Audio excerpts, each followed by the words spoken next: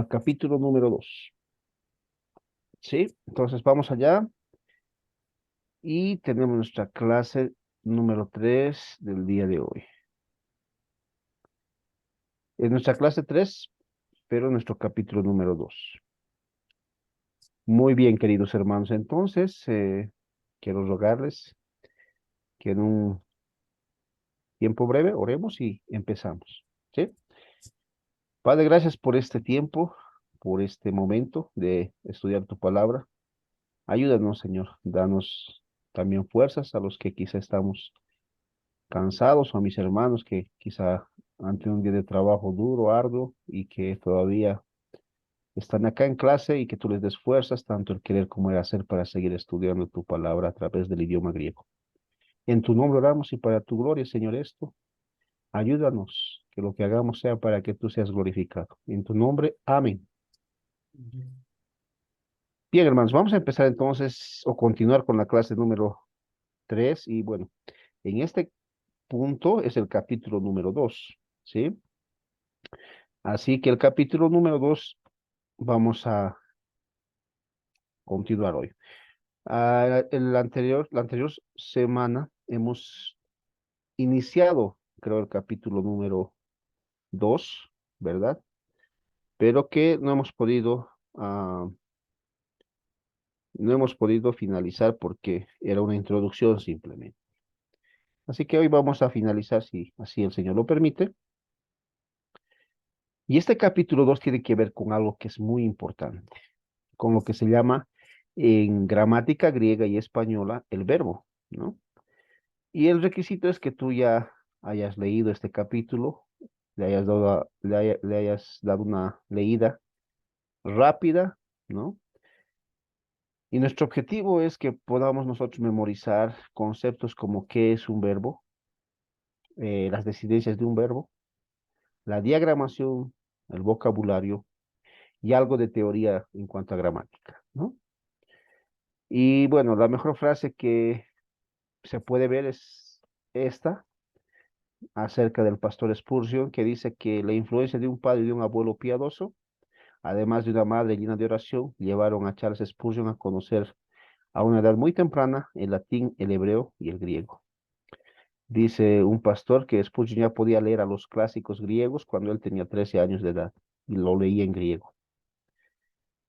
Así que hermanos, quizá nosotros no tenemos esa edad, pero podemos nosotros aprender griego para poder usar como una herramienta para el estudio de la Biblia, ¿no? Tal vez no seamos expertos o eruditos, pero podemos estudiar griego. El estudiante diligente de griego puede explicar acertadamente la palabra de Dios, de modo que la audiencia que lo escuche se va a deleitar en la explicación y la predicación y la aplicación de la palabra. Para lo cual debemos recordar lo que habíamos visto ya quizá muchos de nosotros en colegio, ¿no? ¿Qué es gramática? ¿No? La gramática es la ciencia y el arte que estudia una lengua o los componentes de una lengua, ¿no? Eso es lo que tiene que quedarse en tu cabeza para poder responder el día del examen.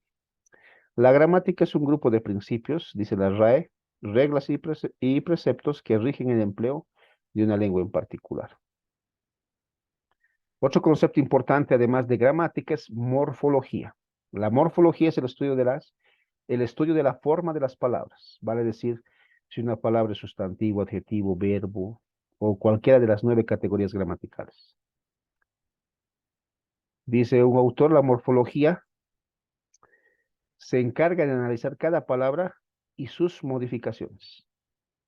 Otro concepto, además de gramática y además de morfología, es sintaxis. La sintaxis estudia la relación de las palabras, la relación que tiene unas con otras. Por ejemplo, la relación que tiene el artículo con el sustantivo con el adjetivo, etcétera. Dan Amante dice al respecto, que es un gramático y una gramática, la relación gramatical entre las palabras, eso es sintaxis, y el proceso de analizar y clasificar los modos de expresión que un idioma presenta.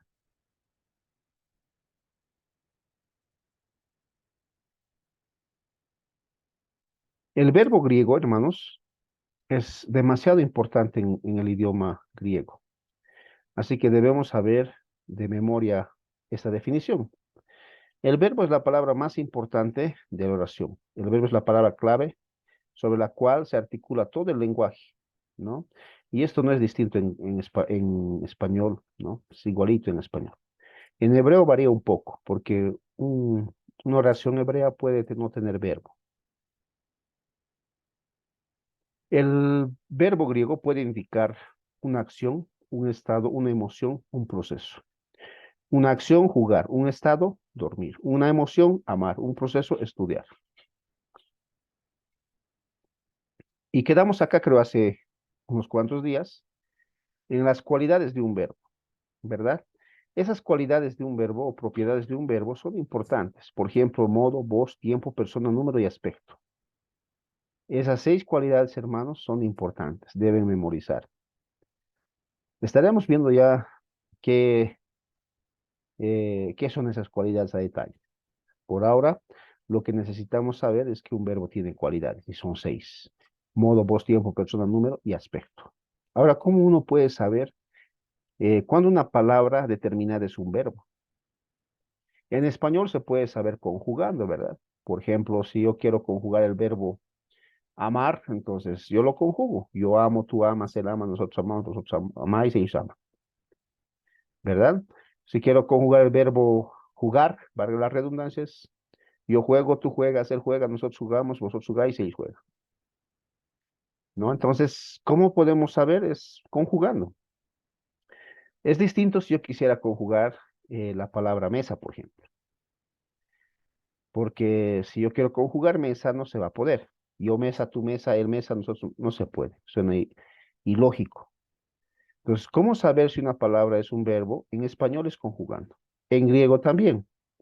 Pero además de eso, en griego hay una característica mucho más interesante, lo que vamos a ir viendo. En griego y en español, la forma más específica de reconocer una palabra y ver si es un verbo o no es a través o por medio de lo que se llama la raíz y el tema, o la raíz o tema verbal y la desinencia o morfema. ¿Qué quiere decir desinencia, tema verbal o morfema? Quiere decir las últimas palabritas, las últimas letricas de la palabra. ¿Ya? Vamos a ver eso en un ejemplo. No se preocupe. Por ejemplo, la palabra mm, española jugar, como les decía, se puede conjugar, ¿verdad? Y normalmente en español existe también la desinencia, como por ejemplo estas de acá, y el tema verbal. El verbo es jugar, está en infinitivo. Ustedes saben el infinitivo termina en español en ar, er, ir. Y todos nuestros verbos en español y aún en los diccionarios está de esta forma, ¿no? Ar, er, ir, en infinitivo. Entonces, en este caso, jugar, ¿verdad? Está conjugado en este ejemplo, en este cuadro, y la primera persona para el verbo jugar es yo juego. Y el verbo, hermanos, tanto en español como en griego, siempre se divide en dos. Esta parte de acá se llama tema verbal, TV, esto de acá, TV. Y la última letrita se llama desinencia personal, ¿sí? DP. Para la primera persona, vale decir yo, el pronombre yo juego. La desinencia personal es O. Para la segunda persona es as. Tú juegas. Para la tercera persona es a. Él juega. Eso es para el singular, ¿verdad? Todo esto es singular. Y todo esto es plural, ¿no? Plural. Entonces la primera persona plural ya no es yo, sino es nosotros jugamos, pero se divide de la misma forma en dos. tema verbal y desinencia personal. Y todos los verbos se dividen de esta forma, ¿no? Por ejemplo, jugáis, vosotros jugáis, o ustedes juegan, o ellos juegan. Lo propio pasa, hermanos, en griego. Se divide también de esa manera, pero el griego es mucho más exacto que el español, ¿no? Mucho más concreto, mucho más específico. Tomemos como ejemplo este verbo. El verbo griego que se lee pisteo, ¿ya? En griego, hermanos, este verbo quiere decir, en español quiere decir creer, confiar, tener fe, ¿ya? En el idioma griego, cuando nosotros hablamos de un verbo, la última letra, en este caso esta de acá, o las últimas dos letras, dependiendo, nos indica qué tipo de verbo es, ¿sí? Como en el español. En este caso se divide de esta manera. Esto de acá se llama tema verbal y esto de acá se llama desinencia personal. TV y DP. ¿Cómo se lee? Pisteo, ¿ok? El verbo confiar, el verbo creer, el verbo tener fe, ¿sí? Ahora veamos esto en tabla, ¿no? Normalmente cuando yo enseño, enseño por medio de tablas, hermanos. Así que quiero que se acostumbren a ese tipo de enseñanza, ¿ya? La desinencia personal para el singular y para el plural es esta. Como ustedes han visto en la palabra, lo primero que se puede ver, la desinencia personal es o. La segunda persona singular, is. Tercera persona singular, y. Desinencias plurales. Primera persona plural, omen. Segunda persona plural, et. Tercera persona plural, usin. Esto es lo que ustedes tienen que memorizar ahora. ¿Se acuerdan en el capítulo 1? El alfabeto tenían que saber de memoria. Capítulo 2, esto es lo que tienen que saber de memoria, las desinencias. Porque esas no cambian. Lo que cambia es el tema verbal.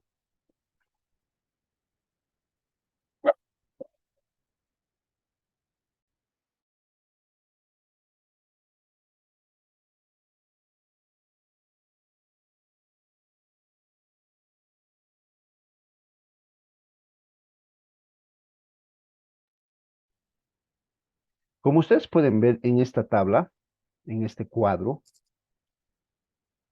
la palabra griega pisteo, que está en color blanco, es el tema verbal.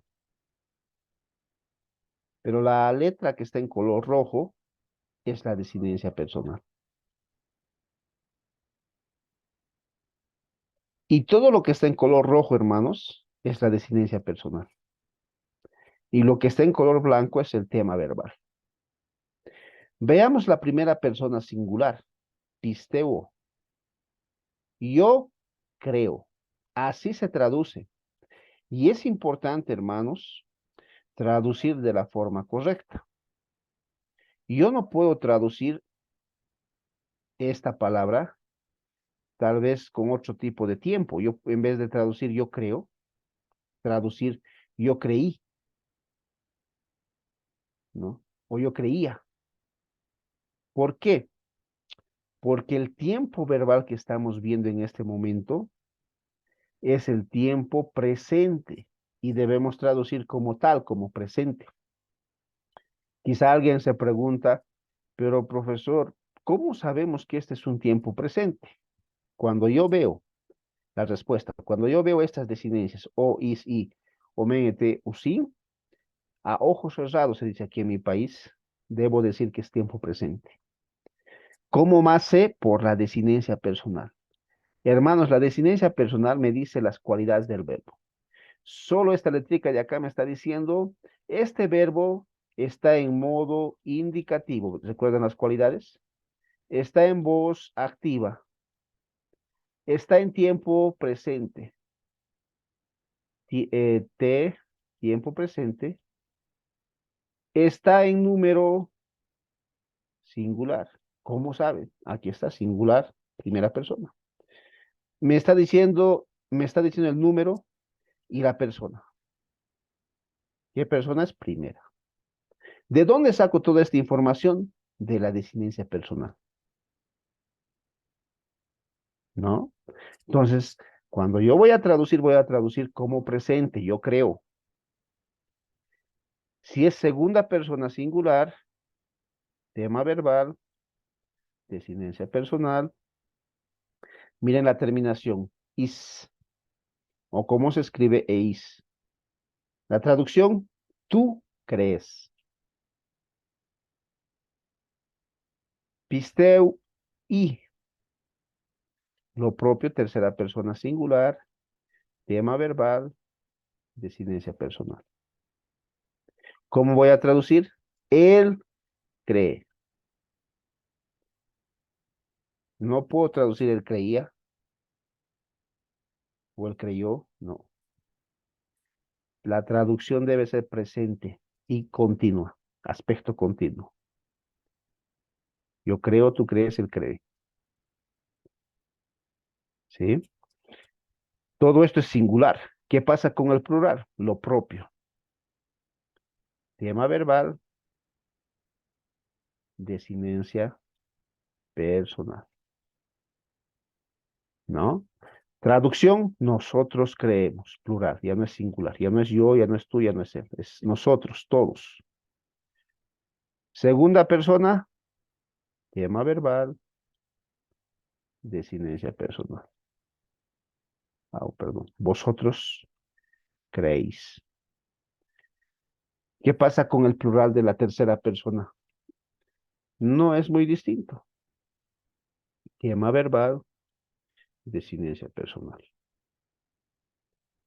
Ellos creen. Ustedes ven acá una ni entre paréntesis, ¿verdad? Se llama la ni movible. Quiere decir que en algunos verbos no va a existir esta ni. Va a borrarse, se va a desaparecer. Solo va a estar usi. ¿Por qué?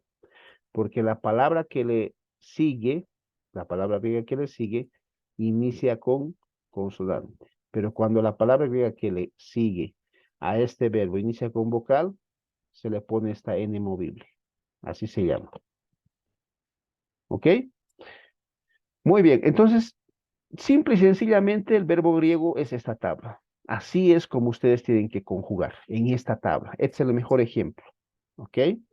Si yo les cambio el tema verbal, en vez de ponerles pisteo, les puedo poner, por ejemplo, ah, otra palabra griega como, no sé, blepo, por ejemplo. Lo único que va a cambiar es el tema verbal. La raíz va a ser la misma, no varía, no cambia. Eso es lo interesante del griego.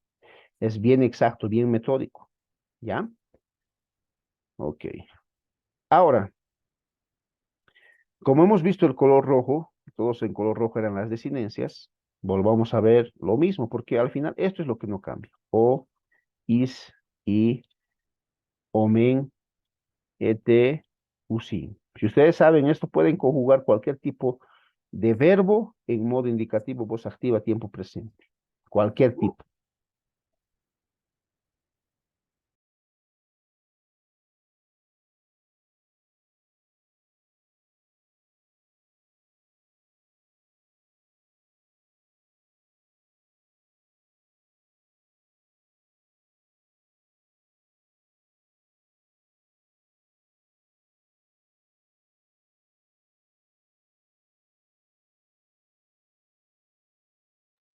Podemos ver este otro verbo, que es el verbo ginosco, ¿no?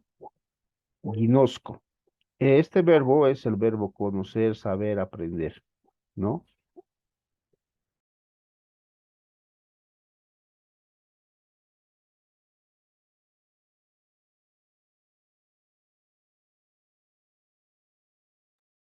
Ok, es el verbo conocer, saber, entender, ¿ya?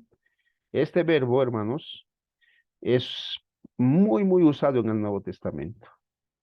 No sé si ustedes recuerdan Filipenses capítulo 3, por ejemplo, Ahí el apóstol Pablo usa este verbo, lo usa de una manera interesante. Él dice, por conocer a Cristo, he perdido muchas cosas y he tomado como basura todo, ¿no? Entonces, este verbo ginosco es un conocimiento no solamente teórico, es un conocimiento experimental, es un conocimiento genuino, vivido, ¿no? O sea, quiero decir que es un conocimiento que no es teórico, sino es un conocimiento que lo pones a la práctica.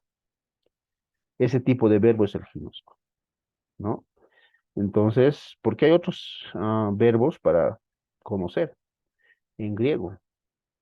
Uno es, por ejemplo, idas, que es un conocimiento mucho más quizá superficial.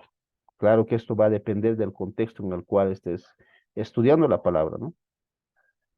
Bueno, pero este verbo ginosco tiene su desinencia y no varía. Mire, esto de acá, el omega, es la desinencia personal y este ginosco es el tema verbal. Entonces, esto nunca va a cambiar. O, is, y, omen, eteusin. Lo único que va a cambiar la palabra es esto, nada más, ¿no? La desinencia va a ser siempre la misma, la conjunción es la que va a cambiar, ¿no? Vale decir la palabra. Todo lo que está en rojo es la desinencia. Y no cambia, es la misma que la de pisteusin, ¿no? La misma. Lo único que ha cambiado es el tema verbal. Ya no es pisteo, ahora es ginosco, ¿no? Entonces, si quiero cambiar de palabra, solo va a variar eso. Traducción, importantísimo. ¿Por qué les digo importantísimo? Porque a veces veo en algunos estudiantes que les explico cómo deben traducir y no traducen como tal, como presente, sino traducen como futuro, como pasado, cualquier otro tipo de tiempo, menos el presente. ¿Cómo se traduce? Yo conozco, tiempo presente continuo. Tú conoces, él conoce, nosotros conocemos, vosotros conocéis, ellos conocen. ¿Sí? Entonces en el examen va a entrar así, este cuadro entra, porque esto me dice mucho, ¿sí? De si has entendido, si has aprendido. La desinencia nunca va a cambiar, como les decía. Este verbo ginosco aparece 223 veces en el Nuevo Testamento griego. O sea, es muy usado. ¿De dónde he sacado esto? De Logos, ¿no? No es de mi autoría eso. Ok. Miren que tan importante es esta palabra que está en todos los libros de la Biblia. En Mateo, en Marcos, en Lucas, en Juan, en Hechos, en Romanos. En el libro que más veces aparece es en Hechos, en este de acá. Y en Lucas, ¿no? Y en Juan también. Lucas y Juan, ¿verdad? En esos pasajes aparece más veces la palabra ginosco. Este cuadro incluso te dice cuántas veces aparece. Por ejemplo, 65 veces aparece en Hechos. En Juan, 62 veces. En Lucas, 48 veces. Así, ¿no? Entonces, muy importante.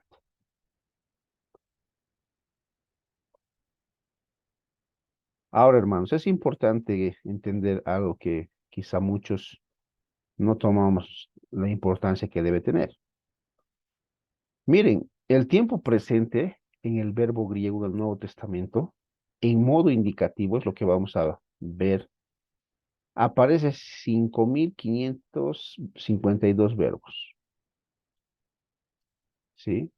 O sea, muchas de todos los verbos que existen en el Nuevo Testamento, el tiempo presente es el que más veces aparece después del auristo, del tiempo auristo. Esto vamos a ver en el capítulo 10, el tiempo auristo, ¿ya?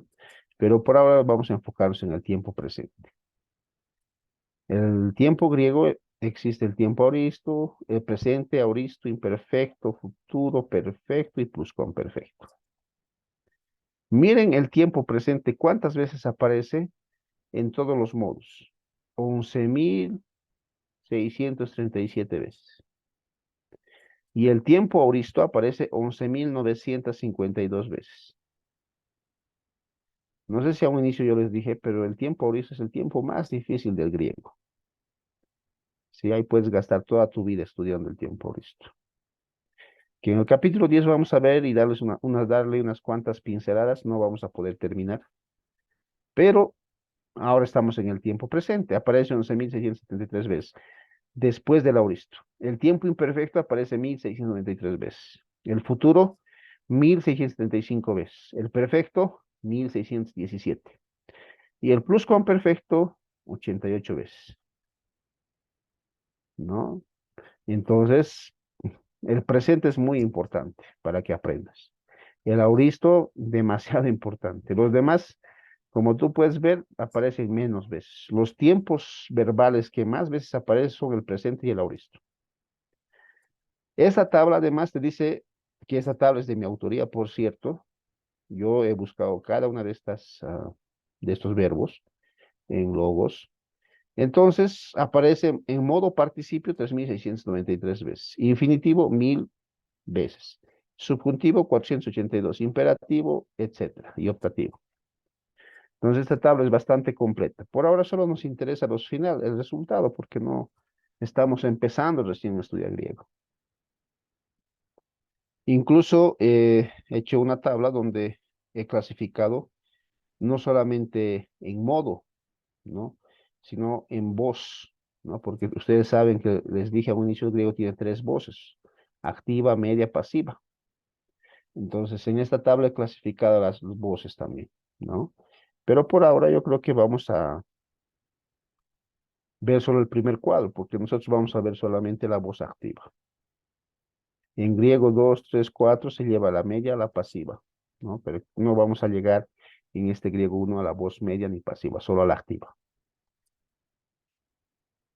Bueno, esto tienen ustedes en su manual, tienen que conjugar, buscar en el Nuevo Testamento griego y conjugar. No lo tienen que presentar, pero sí lo tienen que hacer para que ustedes practiquen, ¿no? En el PDF que está en la plataforma. Quizá alguien puede decir, pero es lo mismo, todo es lo mismo. Puede ser, pero al momento de buscar en el Nuevo Testamento, ya sea en PDF o ya sea en Nuevo Testamento físico, tú estás practicando y es lo que se requiere, que manejes el Nuevo Testamento. Yo recuerdo una vez una experiencia que un pastor empezó a hablar de griego, ¿no? Empezó a hablar de griego y griego por aquí, griego por ahí. Deme un segundo, hermanos, que pase el avión.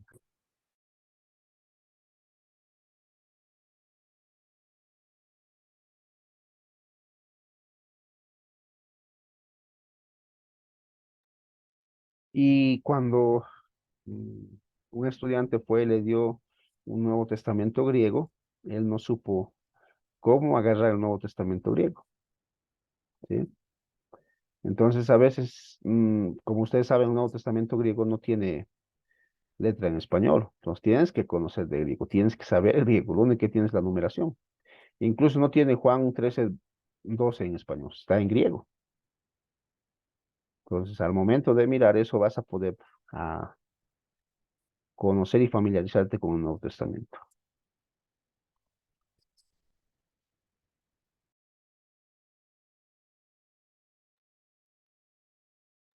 Ok.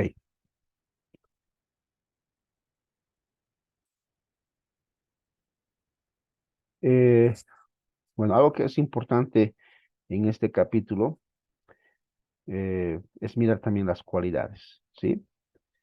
Del verbo, ¿no? Por ejemplo, el modo, hermanos, recuerdan que les dije que existen 6 cualidades del verbo, que ya lo hemos mencionado. El primero, la primera cualidad es el modo. ¿Qué es el modo? Alguien preguntará. El modo indica si la acción del verbo es una realidad o una posibilidad. ¿Ya? Entonces, por ejemplo, no sé, cuando tú veas un verbo que esté en modo indicativo, es una acción real. No puedes dudar, no es una posibilidad, ¿no? Entonces, el modo es importante en el verbo. Por ejemplo, si nuestro Señor Jesucristo dice dice una oración en modo indicativo o un verbo en modo indicativo, no puedes dudar. ¿Por qué? Porque la gramática nos dice que es una acción real. Entonces, ¿qué indica el modo? Que la acción es real. Y si dice que el modo está en indicativo, es una acción real sin ninguna duda. Ahora, en griego existen por lo menos 4 modos. El indicativo, lo que estamos viendo ahora, el imperativo, el subjuntivo, el optativo. Algunos gramáticos también añaden el infinitivo y el participio. Entre ellos estoy yo. O sea, ya no son 4, son 5, 6, ¿no? Esos modos existen. El indicativo señala la acción real. El imperativo, una posibilidad.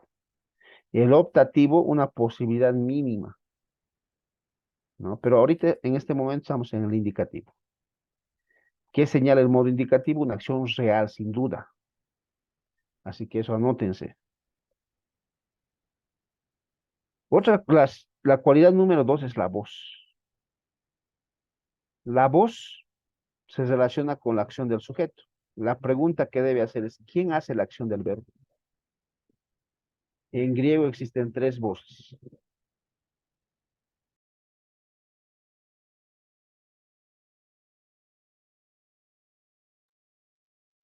En griego existen 3 voces. Estoy cerca del aeropuerto, así que vivo cerca del aeropuerto. En griego existen 3 voces. La voz activa, la voz pasiva, la voz media. La voz activa, hermanos, el sujeto hace la acción. Vamos aquí a dibujar una personita.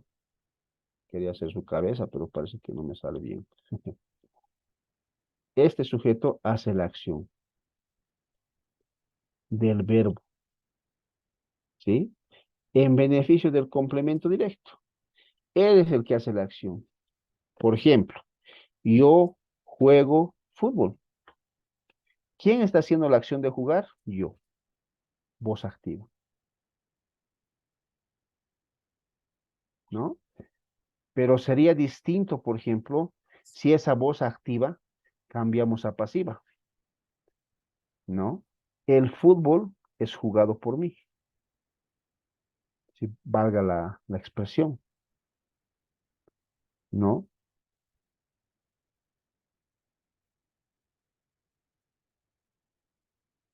Entonces, la voz pasiva,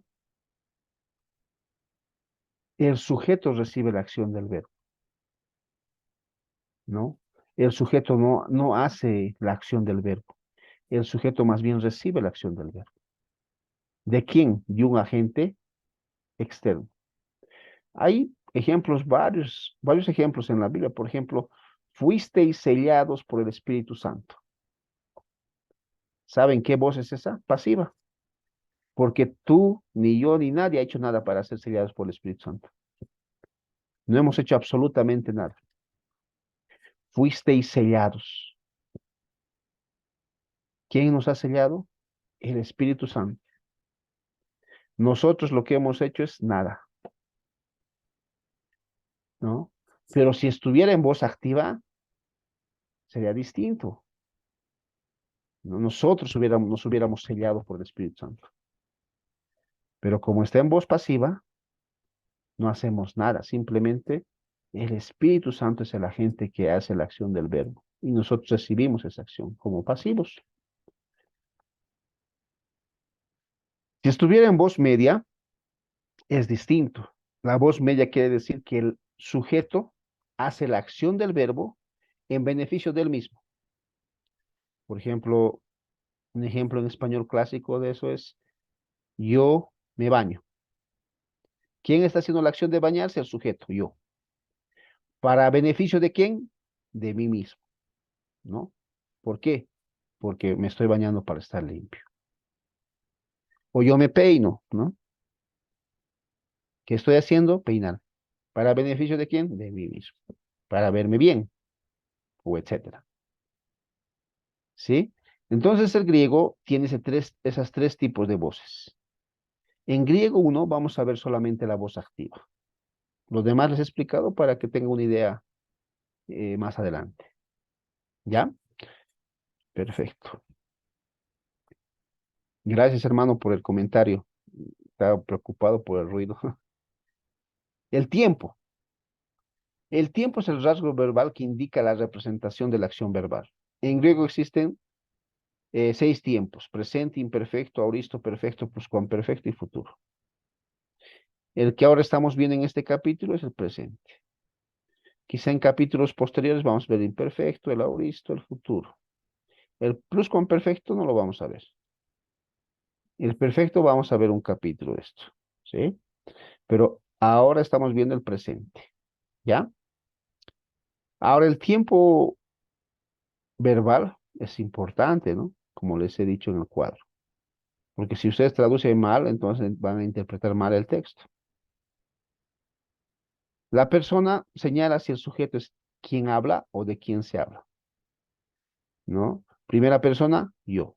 Segunda persona, tú. Tercera persona, él, etcétera. Y el número nos habla de la variación de los sujetos. Puede ser uno o varios sujetos. En griego existen dos, singular y plural. Yo juego, ¿no? Nosotros jugamos.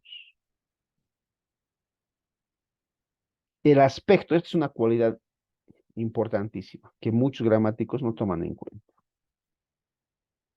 El aspecto es la descripción de la acción, que quiere decir si es un aspecto continuo, puntual, iterativo, lineal, etcétera.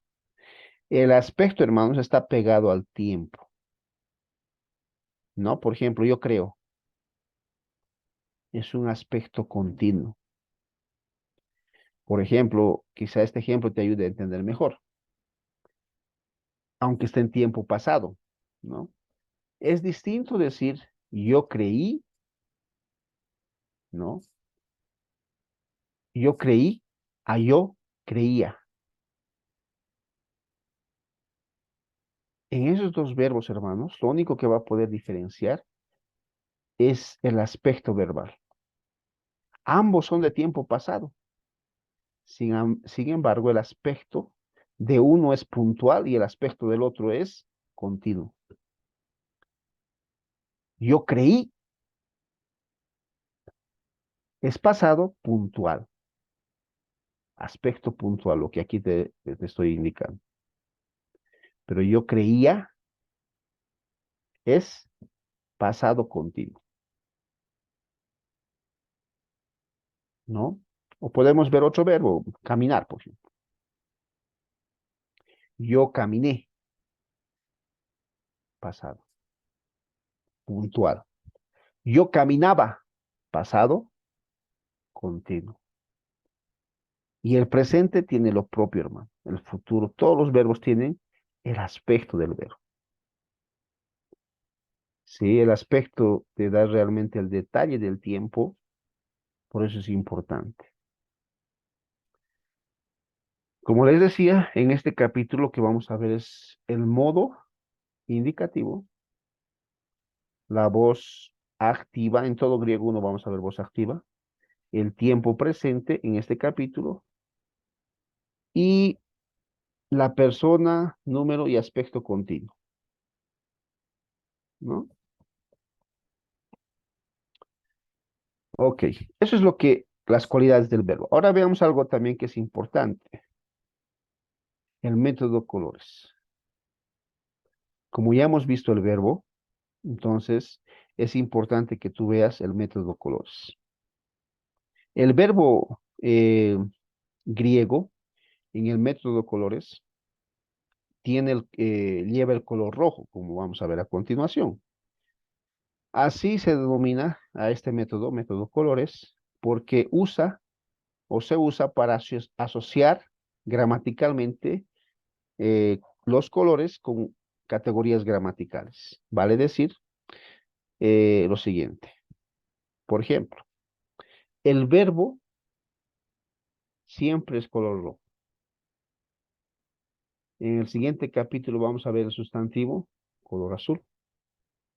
El adjetivo, color naranja. Y ustedes han visto que en el logos está de esta forma. El artículo, color negro subrayado. El adverbio, color lila. Todas las categorías gramaticales. Y son 9, ¿no? Ustedes saben. El pronombre, color azul subrayado. La conjunción, color verde. La preposición en blanco y la intersección también en blanco. No lleva color, quiere decir eso. Tal vez este ejemplo les ayude un poquito a entender este método de colores. El sustantivo, azul. El verbo, rojo. La conjunción, verde. El artículo, blanco. La preposición, blanco. O sea, vale decir en el color en el que está. ¿Ya? Entonces, es eso, ¿no? Importante. Y quizá quiero mostrarte antes de continuar que también en el programa Logos hacemos lo propio. Y esto se hace en griego, se hace en español y se hace en hebreo, en cualquier idioma, ¿no? Porque son categorías gramaticales también. Déjame que un poco lo agrande la letra y para que puedas tú visualizar mejor. Ok.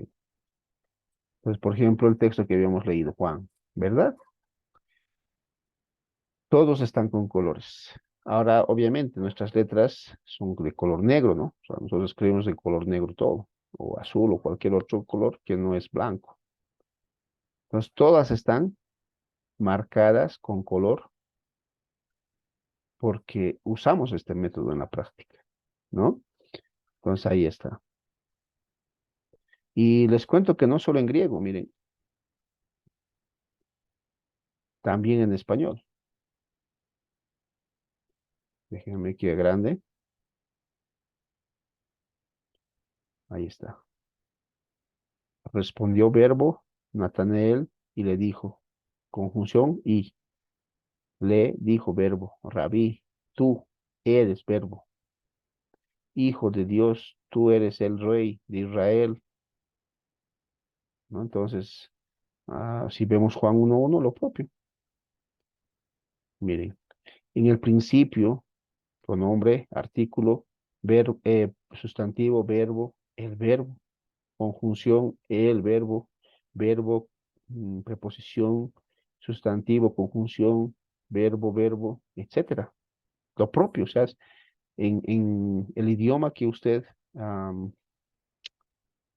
pueda o quiera, digamos, hacer esto, se puede, ¿no? Y tampoco es que se necesita tener logos siempre para eso. Usted lo puede hacer con lapiceros de color y simplemente conociendo el, eh, el Nuevo Testamento, conociendo las categorías gramaticales, eh, nada más. No necesita tener logos para eso.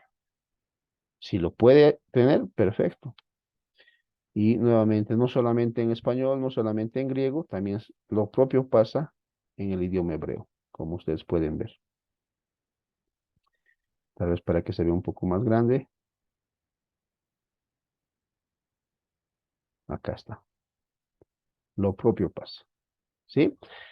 Entonces les animo a usar ese método, al menos en griego, y si pueden hacerlo en otros idiomas, perfecto. Muy bien, entonces estamos en el capítulo número 2, ¿verdad? Sí, listo. Permítame, voy a avanzar un poquito más porque nos hemos salido del capítulo. ¿Dónde estamos? A ver, acá. Perfecto, hermanos. Entonces, hay otro punto igual importante que voy a mencionar y es la diagramación, ¿sí? Además del método colores, además de conocer gramática, este curso enfatiza bastante en la diagramación. ¿Qué es la diagramación? Quizá alguien preguntará, ¿no? La diagramación es, no sé si se puede ver, miren acá, en el fondo hay unas letritas, unos tipos esquemitas, ¿no? Ese es diagrama. Vamos a ver a detalles, no hay problema. Am, Quizá aprovechando un poquito también, quiero mostrar eso, ¿no? Porque al final, si les digo en teoría, quizá no voy a lograr dejarme entender. Por ejemplo, miren, nuestra clase es hasta las, mm, ya. ¿Dónde estamos? A ver,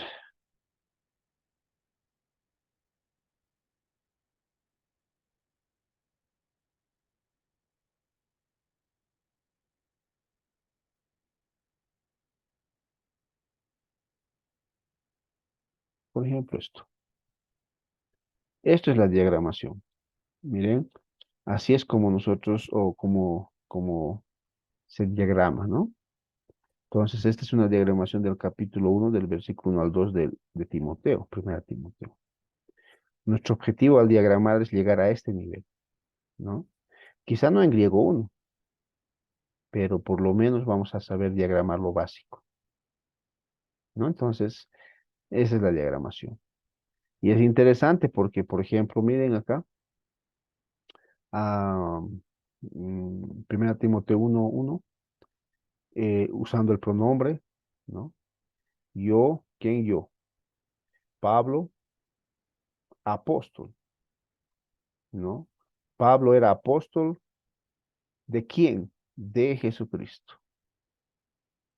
Este posesivo, genitivo posesivo, da la idea de que Pablo era solamente y únicamente apóstol de Jesucristo y de nadie más. ¿Qué hace Pablo en primera Timoteo? El verbo grafo escribe. ¿Escribe qué? Una epístola o la epístola a Timoteo. Además, Timoteo era su hijo, dice, en la fe, verdadero, único, ¿no? Adjetivo calificativo, único, verdadero, genuino. Este Timoteo ha estado con Pablo en las buenas y en las malas, etcétera. Pero es la diagramación, ¿no? Es lo que vamos a llegar, si el Señor lo permite hacer. ¿Dónde estamos entonces acá? Listo. Entonces, la diagramación, hermanos, ah, la diagramación es como un mapa del texto, te guía a través del texto, indicándote el inicio y el fin del mismo texto, valga la redundancia, de la perícopa, si queremos llamar así. Así que la diagramación no solamente por hacer líneas por acá y por allá, no, te guía bastante en el texto, ¿no? Hasta para tu sermón. Es la diagramación que te dice dónde inicia y dónde finaliza. Lo que en hermenéutica o en homilética se llama perícopa, o el inicio de la idea y el final de la idea central o principal, ¿no? Pero además la diagramación ordena de forma lógica, como nosotros los hispanos pensamos y hablamos, vale decir sujeto, verbo y predicado. Muchas veces el griego, hermanos, no es así. El griego a veces a un inicio tiene el verbo y el sujeto está al final de la oración, porque así eran los griegos. Pero cuando tú ves eso, dices, pucha, ¿qué pasa aquí? Está al revés, está volcado. Entonces, al diagramar lo que tú estás haciendo es ordenar lógicamente. El sujeto al inicio, quien está haciendo la acción del verbo. El verbo en el medio y el predicado al final, como nosotros entendemos los hispanos y como nos han enseñado siempre. Ahora, eso no quita la matiz del griego, no, porque la matiz del griego sigue en el texto griego, ¿sí?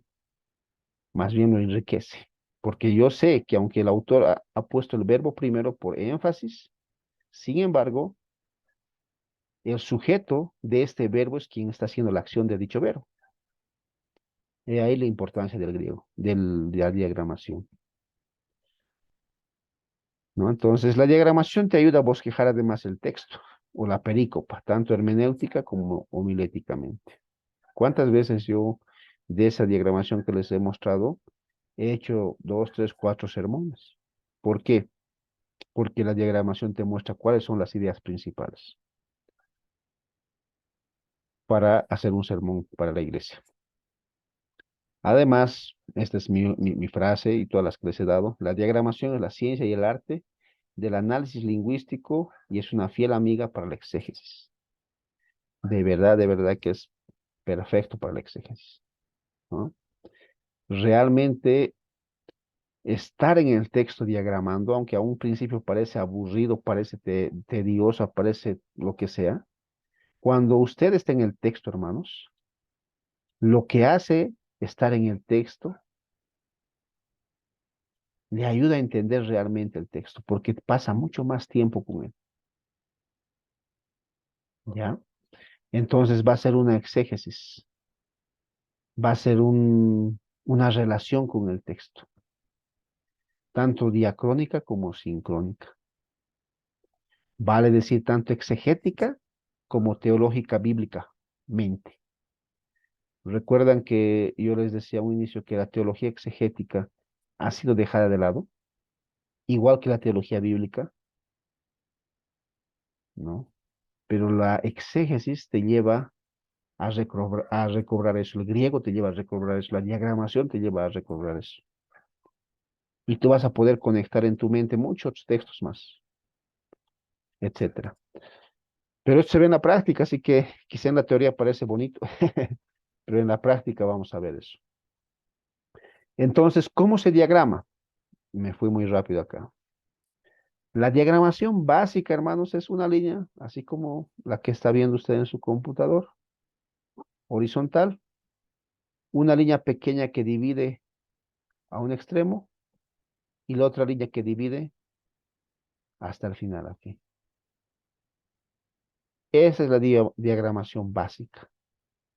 Y aquí viene el verbo, aquí viene el sujeto, aquí viene el predicado, como muy bien lo voy a mencionar acá.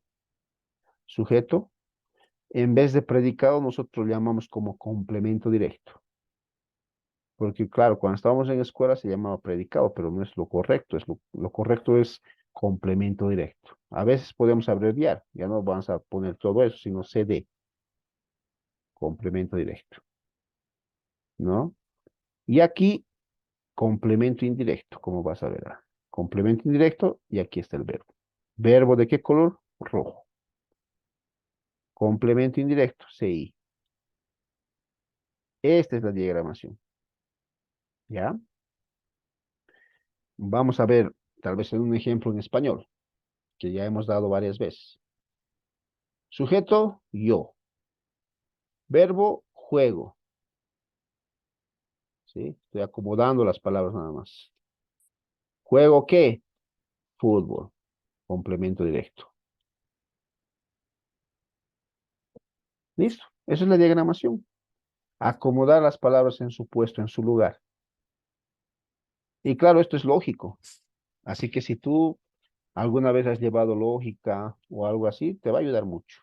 ¿Ya? Si no, no hay problema, igual vas a aprender acá. Al final no se trata acá de quién ha llevado más lógica, ¿no? Al final es con la ayuda del Señor es posible, ¿no? Y también tienes que esforzarte, o sea, vale decir, trabajar. Normalmente yo doy la recomendación a mis estudiantes de que por lo menos por día, una hora dedicar al griego. Todos los días, como si estuvieras haciendo tu devocional, ¿sí? Si tú le dedicas una hora diaria al griego, vas a aprender. Pero si quieres aprender griego, digamos, no sé, mm, el último día del examen, no vas a aprender, ¿ya? Dedícale una horita por día, o media horita por día, por lo menos. Yo sé que muchos acá son pastores, papás, esposos, trabajadores, o sea, tienen sus trabajos. A veces no hay tiempo, ¿no? Entiendo, pero dedíquenle media horita y van a ver que van a aprender. Y si un día no han podido, al siguiente día dedíquenle otra media horita más, listo, ¿no? Entonces, o quizá un fin de semana, unas 2, 3, 4 horas. No entiendo que a veces las ocupaciones de casa no permiten hacer muchas cosas, ¿no? De las responsabilidades de casa, de iglesia, del trabajo, etcétera. Bueno, entonces, sujeto, complemento directo, verbo. ¿no? Lo que ya hemos dicho.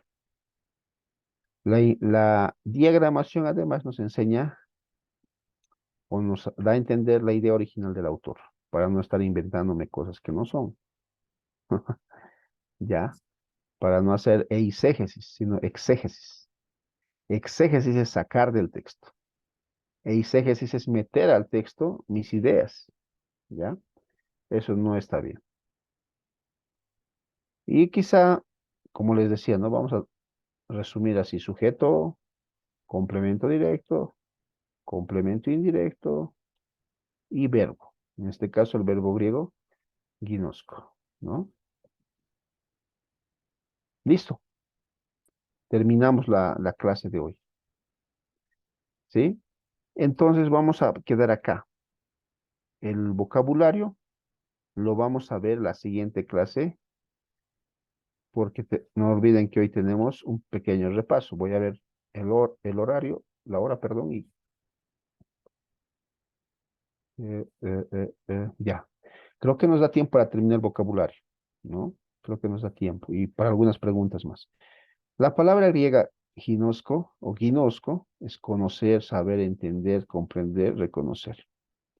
Ojo, hermanos, espero que estén haciendo sus tarjetitas, ¿no? Ustedes saben, ya les he dado la recomendación.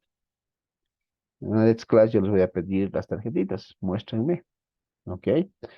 Y eso va a ayudar mucho. Y estén memorizando. La otra palabra griega es pisteo o creer, confiar, entender. Aparece 248 veces y 241 veces. La otra palabra griega es akuo, oír, escuchar. 428 veces. En el Receptus, 437 y en el Crítico, 428. Otra palabra, blepo, mirar, ver, guardar. Aparece 135 veces. La otra palabra, balo. Acá hay algo interesante para que puedas pronunciar. Balo. No es ballo como en nuestro español. No, esto no significa doble L o la Y. No es una sola. En griego no se lee una landa. Sí, solo se lee una landa y no las dos. Vale decir que debes pronunciar balo. Echar, arrojar, lanzar, poner. 125 veces y 122 veces en el crítico. Preguntas de examen. No hay dónde perderse. Ustedes saben que se les da ya el examen. Ahí está. ¿Sí? Entonces, hermanos, quiero animarles a estudiar. Media horita por todos los días, si se puede una. Si alguien quizá puede estudiar dos por día, solo el idioma griego, no estamos hablando de otras materias. Háganlo. ¿Ya?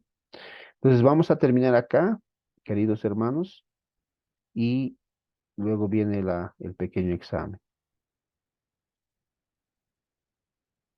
Déjenme